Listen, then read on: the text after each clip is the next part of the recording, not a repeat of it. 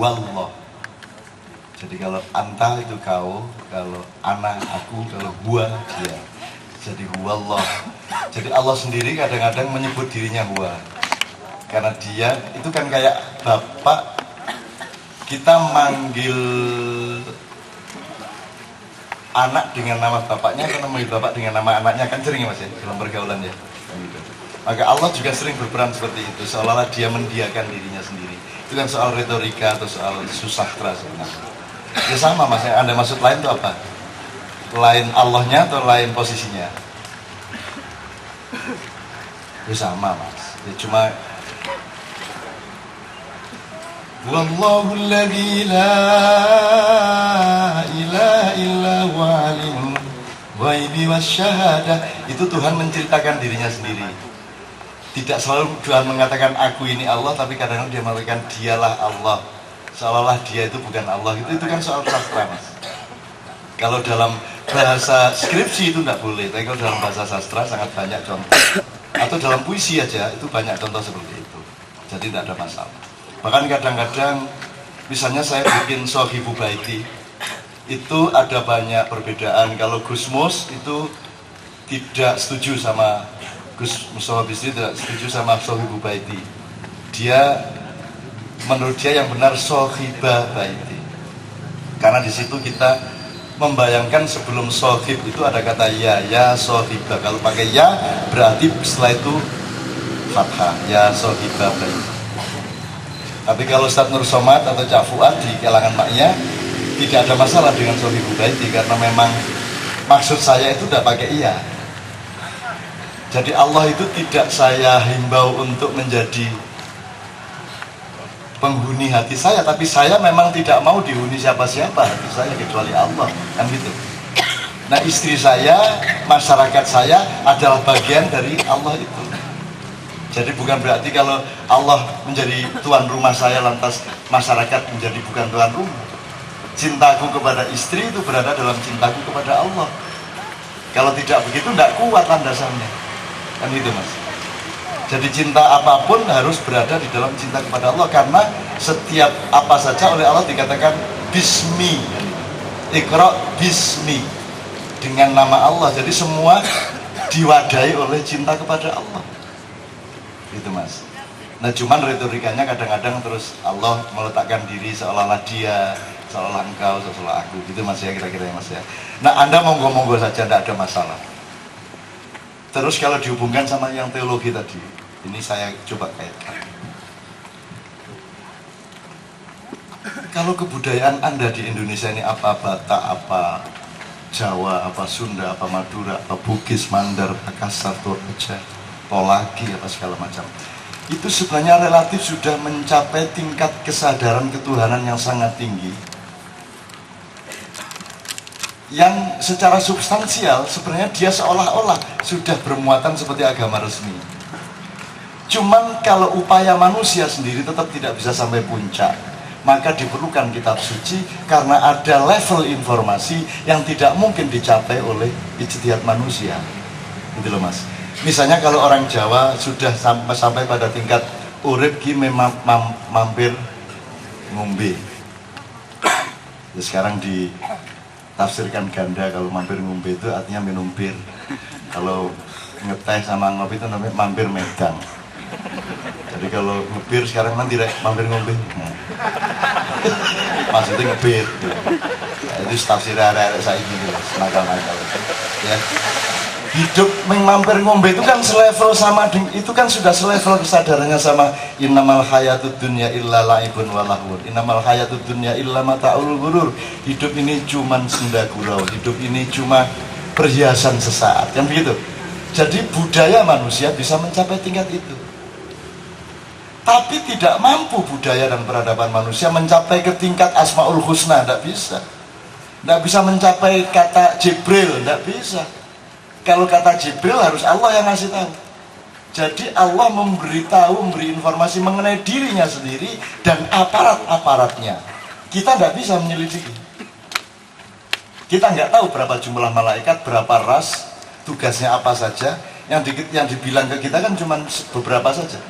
Tapi ada 99% dari jumlah malaikat yang kita tidak dikasih tahu oleh Allah. Dan Allah sangat banyak menyisakan ketidaktahuan kita. Jadi informasi Allah itu pintu-pintu saja, kita sendiri yang harus memasukinya. Jadi nggak mungkin riset seorang calon dokter bisa mencapai kesimpulan tentang 99 nama Allah, kan tidak mungkin. Tidak mungkin ada riset dokter mencapai pengetahuan bahwa Allah itu menciptakan manusia karena cintanya kepada Muhammad, kan tidak mungkin. Laula ya Muhammad lan akhluqa hadzal aflak. Kalau tidak karena cintaku kepadamu wahai Nur Muhammad, wahai cahaya yang terpuji, maka aku tidak akan menciptakan seluruh alam semesta ini. Nah, kalau kebudayaan kan tidak mungkin mencapai itu. Artinya setinggi-tinggi kebudayaan Timur, kebudayaan Jawa, Sunda dan sebagainya, tetap di level tertentu dia membutuhkan informasi dari Allah. Itulah fungsi dari kitab suci, gitu Mas. Maka saya memperhatikan nabi-nabi tidak diturunkan pada bangsa yang mampu mencapai tingkat peradaban seperti di sini. Gitu loh Mas. Jadi orang Indonesia ini tidak dikasih nabi sudah bisa kok hidup baik. Itu bayangkan tuh yang dikasih nabi, sudah dikasih nabi masih kayak gitu loh. Gitu loh Mas. Meskipun kita jangan lantas menjadikan Jawa sebagai agama. Kan kalau orang orientalis mengatakan ada religion of Jawa. Loh, itu bukan religion, religiosity of Jawa. Kalau religion itu formal, berasal dari Allah. Percaya atau tidak percaya itu aja masalahnya. Tapi kalau yang disebut kejawen itu religiositas, dia bukan religi. Itulah. Nah, jadi kalau ada album religi itu dosa besar. Kalau ada kata istilah album religi tidak boleh. Album religius oke. Tapi kalau album religi itu top down. Kalau religiositas itu bottom up.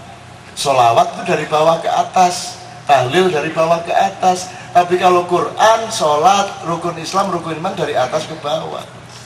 Nah, di luar Islam tidak dipahami itu. Itu loh teman-teman sekalian. Orang Islam sendiri mulai tidak memahami. Kok ada album religi? Gusti Allah, ya apa karepe arek-arek iki musiknya studio guys. Sopo ajin apa mungkin ngono akhirnya. Iku lak senengane bapak di India iku lah ngono kan. Sudah meninggal sekarang. Itu teman sekalian. Jadi Tuhanmu sama atau tidak dengan Tuhan saya? Ya engko ayo ditutup nang warung ngono. Si apa rupane Gusti Allahmu ya apa?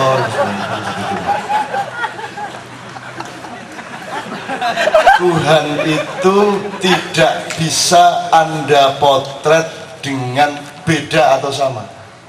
Sebab beda atau sama itu idiomatik materialnya manusia. Dia di luar jomeneh Gusti Allah ya. Saya aja menempuh hidup di mana takut dan berani itu tidak ada. Optimis, pesimis itu tidak ada saya. Saya tidak menempuh cara hidup yang ada takutnya, ada beraninya itu. Oh, cak nun kendel jari sapa kendel. Oh, cak nun wedi jari sapa wedi. Saya melakukan itu bukan karena saya berani, saya tidak melakukan bukan karena saya takut. Tidak ada hubungannya sama takut sama berani. Yang melakukan masuk, wih, matahari penuh keberanian, bersinar dia di pagi hari. Ya gak kendel ya matahari yang menuh iku. Matahari kendel yo, enggak ada. Nah, hiduplah seperti alam, bukan karena berani engkau berkokok pagi-pagi. Kan begitu. Nggak ada hubungannya, itu kan kecengengan mental saja. Orang bilang berani, orang bilang takut. Ya, waktu kecil masih takut lewat kuburan gitu. Makanya saya alhamdulillah sejak kecil seneng banget masuk kuburan. Dari kecil saya sering tidur siang, kalau ndak angon wedhus saya tidur di kuburan, tidur di maesan itu, di pagi maesan, tidur di situ. Di situ kan bebas, jadi orang tua saya juga tidak nyari karena rasa-rasa mlebu kuburan kan. Maka saya memilih tempat-tempat yang tidak terkejar. Waktu di pesantren Gontor itu jam 10 malam semua harus di dalam kamar, keluar kamar tidak boleh. Tapi saya keluar. Kenapa? Saya mau kencing. Nah, masuk kencing tidak boleh, boleh kencing. Nanti ada bulis itu polisi. Terus nanti saya melewati polisi, kemana saya mau kencing? Oh ya silakan. Tapi setelah kencing saya terus ke sana.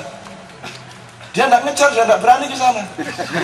Oh, di sana ada hantu macam-macam, ono kaki 3, ono sikil 3, kaki 3. Pada hantu gitu kan, bayangin tau udah takut. Jadi mereka nggak ngejar saya. Saya masuk ke sungai, saya masuk ke barongan-barongan. Terus nanti ada tangan beredar-edar bawa surat. Asik tuh hantunya, asik di kantor itu. Nah sudah polisnya menjaga, tapi kalau sampai ke sana mereka tidak berani. Begitu juga di Indonesia. Negara ini beraninya di situ. Kalau Anda masuk ke wilayah yang sana, negara tidak berani. Jadi maknya itu memperluas hidup Anda, di mana negara tidak bisa menjangkau, maka negara akan minta perlindunganmu pada suatu hari. Gitu loh. Jadi Tuhannya sama atau tidak. Terus pertanyaan kedua, Mbak, bukan yang ada, yang itu, yang masnya tadi, yang teologi tadi. Gimana cara kita memperlakukan Tuhan saya, tak? Kenapa kok Tuhan melakukan itu? Bagaimana kita memperlakukan Tuhan? Bagaimana kita memperlakukan Tuhan?